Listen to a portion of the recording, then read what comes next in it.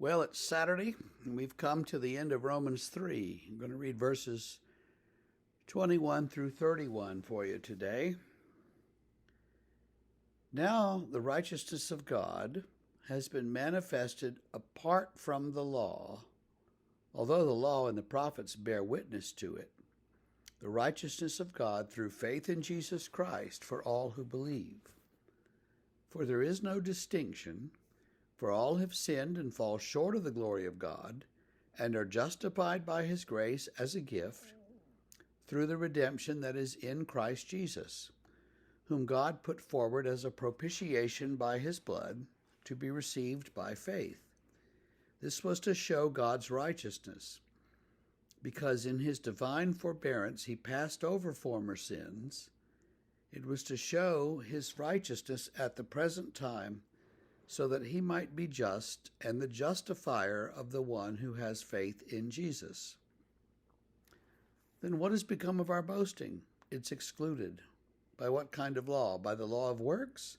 No, but by the law of faith. For we hold that one is justified by faith apart from works of the law. Or is God the God of the Jews only? Is he not God of the Gentiles also? Yes, of Gentiles also, since God is one, who will justify the circumcised by faith and the uncircumcised through faith. Do we then overthrow the law by this faith? By no means. On the contrary, we uphold the law. So you'll remember that I said a couple of weeks ago that a lot of things about Luther. The way church history is typically taught in America, you had Paul, who died, he just sort of went away. We don't know how he died exactly. But Paul dies. And then 400 years later, you have Augustine, who wrote a bunch of big, heavy books that no one reads. And 1,000 years after that, you had Martin Luther, who rediscovered Paul. And it's as though nothing had happened in between Augustine and Luther, which is wrong. As though nothing had happened in between Paul and Augustine, which is certainly wrong. It's as if these are the major figures in church history, and they're simply not. So we could go on and on about that, but I'll hold back.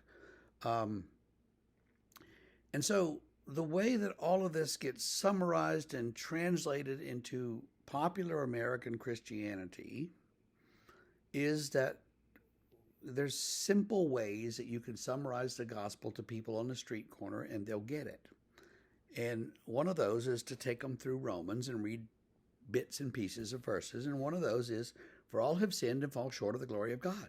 We're all sinners. See, you're all a sinner. Now, how do we get you saved? And, move on to another verse.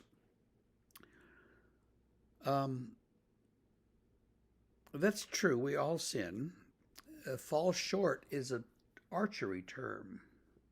Imagine that you're at an archery range and it's your first time and you pull the bow and you shoot and the arrow goes, but it doesn't make all the way to the target. It just falls short. That's exactly what Paul's talking about here. We've not hit the target. We've fallen short of obedience. There are different other ways to look at sin, but that's the way that Paul describes it here.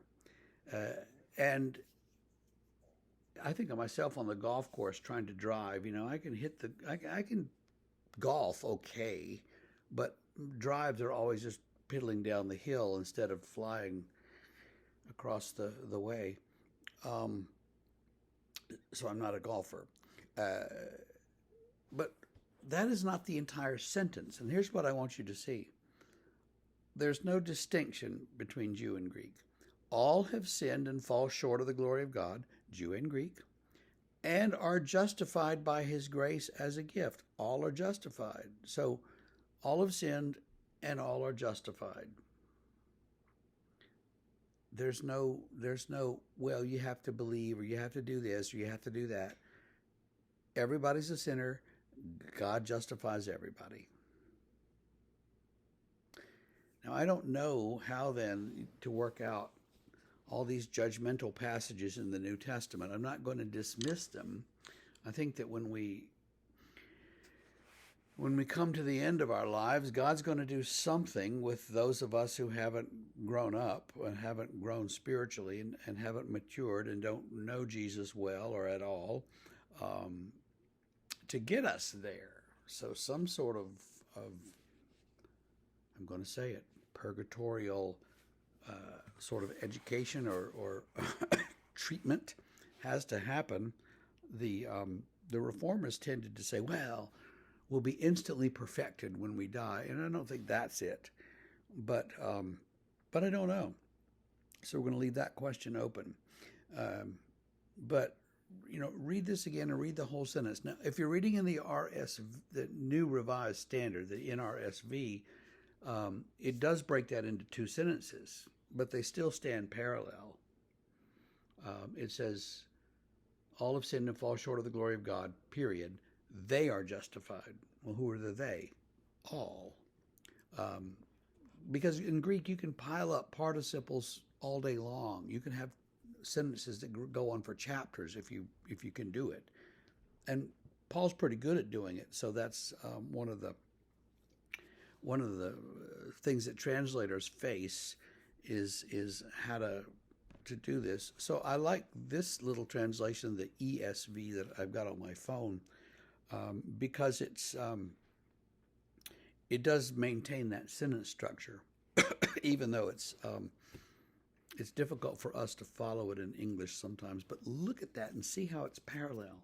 So we're all sinners, we're all justified. Now, does that give you hope? It should.